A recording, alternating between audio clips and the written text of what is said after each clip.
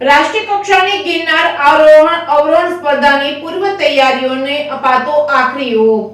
અખિલ ભારતીય આરોહણ અવરોહણ સ્પર્ધાની પૂર્વ તૈયારીઓને જિલ્લા વહીવટીતંત્ર દ્વારા આખરી ઓપ આપવામાં આવી રહ્યો છે। 4 ફેબ્રુઆરીએ યોજાનાર આ સ્પર્ધામાં દેશભરના 4 કેટેગરીમાં કુલ 506 સ્પર્ધકો ગિરનાર સર કરવા માટે દોટ મૂકશે। કલેક્ટર અનિલ કુમાર રાણાવસીએ આજે કલેક્ટર કચેરી ખાતે સંબંધિત અધિકારીઓ સાથે આ રાષ્ટ્રીય કક્ષાની ગિરનાર આરોહણ અવરોહણ સ્પર્ધા માટે જરૂરી વ્યવસ્થાઓના સંદર્ભે પરામર્શ કર્યો હતો અને દિશાસૂચન માર્ગદર્શન આપ્યું હતું। આ સ્પર્ધામાં ગુજરાત ઉપરાંત હરિયાણા, મહારાષ્ટ્ર, રાજસ્થાન, ઉત્તર પ્રદેશ, મધ્યપ્રદેશ, બિહાર અને દીવ દમણ પ્રદેશના 4 કેટેગરીમાં 506 સ્પર્ધકો ભાગ લેશે। જુનિયર ભાઈઓ તથા સિનિયર ભાઈઓ મળી કુલ 318 અને સિનિયર તથા જુનિયર બહેનો મળીને કુલ 188 બહેનો ગરબા ગિરનારને સર કરવા માટે દોટ મૂકશે। તેમજ જિલ્લા યુવા વિકાસ અધિકારી નીતાબેન વાળાએ જણાવ્યું હતું કે આ સ્પર્ધામાં ભાગ લેવા માટે સ્પર્ધકોએ મેડિકલ ફિટનેસનું પ્રમાણપત્ર મેળવવું જરૂરી રહેશે। જેથી આજે કેટલાક આ સ્પર્ધામાં ભાગ લેનાર સ્પર્ધકોએ સિવિલ હોસ્પિટલ ખાતે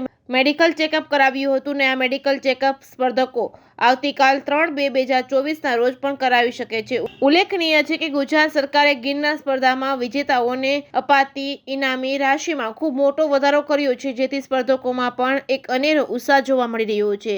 આ સ્પર્ધામાં પ્રથમ સ્થાને વિજેતા થનારને 1 લાખની ઇનામની રાશિ આપવામાં આવશે। Reporting by Raju Pandya, Keshod.